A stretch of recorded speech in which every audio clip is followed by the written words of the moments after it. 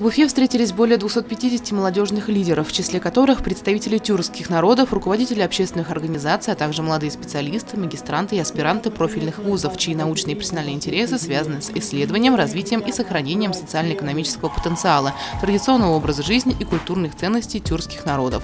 Ключевой темой форума стало содействие гармонизации межнациональных отношений в молодежной среде и взаимообогащения культур народов России.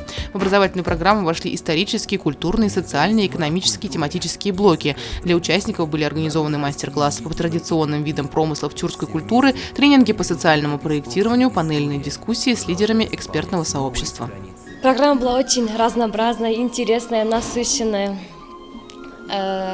Была такая дружная атмосфера, все друг другу помогали, поддерживали. Я узнала много нового о тюркских народах, получила массу впечатлений, эмоций положительных. Надеюсь, что форум останется не только доброй традицией, а перевернет страницу в историю нашей многонациональной и дружной молодежи. Целью поездки на форум «Золото тюрков» стоят, самая первая цель – это нахождение новых друзей, новых связей, потому что новые друзья и связи, они всегда нужны, куда бы ты ни поехал, где бы ты ни был. И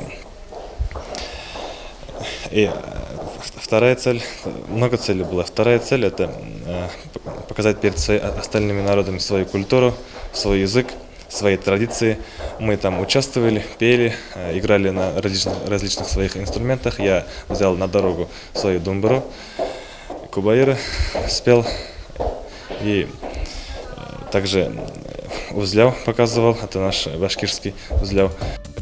География участников охватывала свыше 12 регионов – Республика Татарстан, Башкортостан, Саха-Якутия, Тыва, Карачаево-Черкесия, Хакасия, Кабардино-Балкария и другие субъекты России. В работе форума также приняли участие представители тюркских народов из числа обучающихся российских вузов студентов из Казахстана, Узбекистана, Туркменистана, Киргизии и Азербайджана. Организаторами форума выступили Федеральное агентство по делам молодежи и Башкирский государственный педагогический университет имени Акмулы, а также Фонд нравственности и сохранения культурного наследия при поддержке Общественной палаты Российской Федерации и правительства Республики Башкортостан.